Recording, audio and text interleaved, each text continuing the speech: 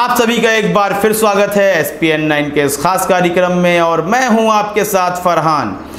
इस वक्त हम बात करेंगे, हमारे केंद्रीय मंत्री हैं रविशंकर प्रसाद। कम बोलते हैं, बहुत ज़्यादा बयान सामने नहीं आते हैं उनके, लेकिन अब ऐसी बात बोल रहे हैं तो हमें भी उनका समाचार बताना पड़ेगा, उसकी व्याख्या करनी पड़ेगी।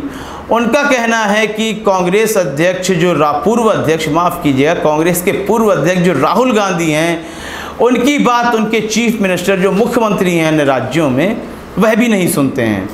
आप यहाँ सोच रहे होंगे कि मैं तो बीजेपी की आलोचना करता हूँ। नहीं, मैं बीजेपी की आलोचना नहीं करता हूँ, बल्कि भारत में जो आलोचना करने लायक मुद्दे हैं मैं उनको उठाकर सामने लाता हूँ। ऐसी बातें, ऐसे बयान जिनकी आलोचना होनी चाहिए, शायद कुछ लोग चाटुकारिता के भय से नहीं करते होंगे वह उन पर सवाल, तो उन पर सवाल करना, उन पर उंगली उठाना हमारा कर्तव्य है, तो उस कर्तव्य को तो पूरा करना ही होगा। लेकिन मौजूदा समय में रविशंकर प्रसाद जिस बात को कहते नज़र आ रहे हैं वह बिल्कुल गलत नहीं कह रहे हैं।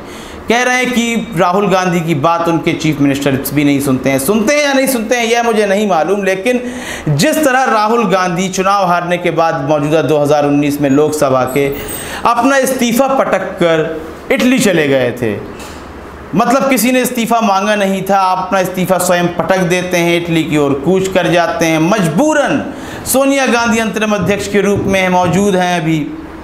तो राहुल गांधी का ये बचकानापन वाकई में पार्टी के लिए सही नहीं है।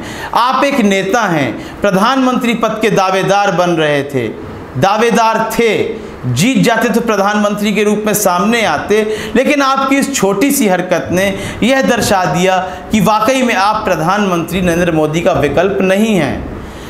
हम अपने लगातार कार्यक्रमों में सरकार की इतनी निंदा करते हैं कि कमेंट सेक्शन गालियों से भरा होता है। हमें लगातार गालियां सिर्फ इसलिए मिलती हैं कि हम सरकार से सवाल उठाते हैं, लेकिन हम चाटुकारिता नहीं करते हैं, ना ही कांग्रेस की ना ही बीजेपी की। लेकिन जब यहाँ एक सही सवाल सामने आता है और सही मुद्दा यही है कि प्रधानमंत्री मोदी की नीतियाँ कैसी भी रही हों, लेकिन राहुल गांधी कभी उनका विकल्प बनकर सामने नहीं आए, ना ही आने की कोशिश की। मौका था 2019 का चुनाव हारने के बाद भी कि आप लगातार जो पारदर्शिता के साथ मीडिया समाचारों को दिखाती है, आप वहां जाते, नीतियों की बात करते, योजनाओं की बात करते, जनता की बात करते, देश की बात करते, ना कि इस्तीफा पटक कर आप इटली भाग जाते। तो यहाँ पर आपको क्या लगता है, क्या वाकई में राहुल गांधी के अंदर बचकानापन है? क्या उन्हें वाकई में सही में पप्पू कहा जाता है? जो पप्पू कहा जाता है सही नाम उनको दिया गया है? क्या राहुल गांधी को बदलने की आवश्यकता है? क्या उनमें एक बड़ा बदलाव आना चाहिए?